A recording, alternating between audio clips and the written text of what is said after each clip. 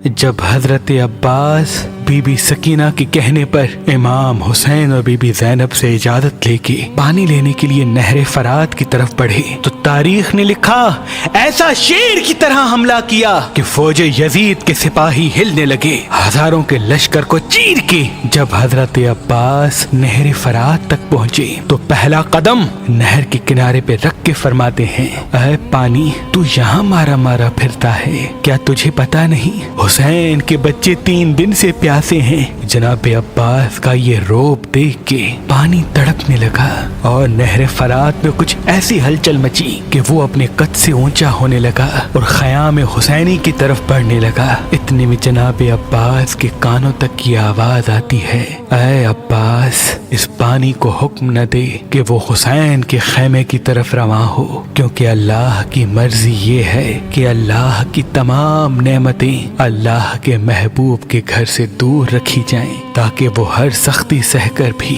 अल्लाह के दीन को बचाने में कामयाब हो। ऐ अब्बास ये शुजाअत का इम्तिहान नहीं, सब्र का इम्तिहान है। जनाब अब्बास जैसे ही अपने बाबा के लहजे को महसूस करते हैं तो फरमाते हैं, ऐ मेरे बाबा मैं तो अपने आका के बच्चों के लिए पानी लेने आया हूँ। फिर आवाज आती है, ऐ अब्बास जो तू पानी मश्क में भर रहा है ये पानी रसूल अल्लाह के बच्चों की प्यास नहीं बुझाएगा, क्योंकि जैसे ही तुम लश्कर की तरफ पलटोगे तुम्हें शहीद किया जाएगा।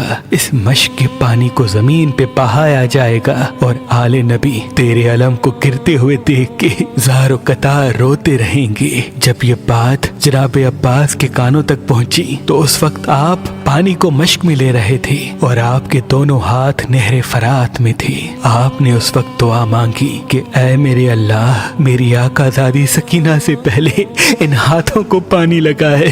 अब जब मेरी आकाज़ादी या मेरा मौला मेरी लाश को देखे तो ये हाथ मेरे साथ न हो। ये मंजर वो घोड़ा देख रहा था जिस पे जनाब अब्बास सवारी करके नहर तक आए थे। आपने घोड़े को देखा और फरमाया, ऐ मेरे घोड़े तू भी 3 दिन से प्यासा है, पानी पी ले। घोड़ा रो के कहने लगा, ऐ मेरे आका जैसे ही आप नहर पे आए हैं आपने पानी की एक बूंद भी नहीं पी।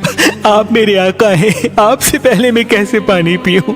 पहले आप पानी पिए उसके बाद मैं पानी पीऊंगा। बस घोड़े ने जैसे ही ये कहा जनाब अब्बास ने सकीना के खैमे की तरफ मुंह किया और फरमाया, ऐ मेरे घोड़े जब तू अपने आका के बगैर पानी नहीं पीता तो मेरा आका हुसैन 3 दिन से प्यासा है, उनके बच्चे प्यासे हैं, मैं उनके बगैर कैसे पानी पीऊं? बस जनाब अब्बास मश्क को लेके जैसे ही खयाम की तरफ बढ़ते हैं तो फौज यजीद में ये आवाज बुलंद होती है कि चाहे कुछ भी हो हुसैन के खैमों तक पानी न पहुंचे। चारों तरफ से जनाब अब्बास पे हमला किया गया और एक जालिम दरख्त के पीछे से छुप के जनाब अब्बास के बाजू पे वार करता है।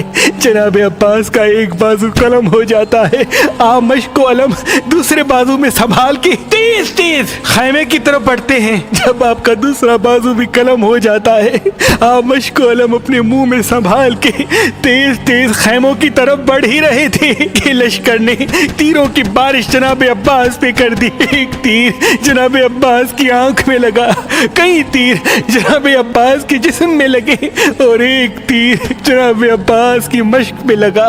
मश्क का पानी बहने लगा। जनाब अब्बास ने जब बहते हुए पानी को देखा दूर से बीबी सकीना और इमाम हुसैन को सलाम किया।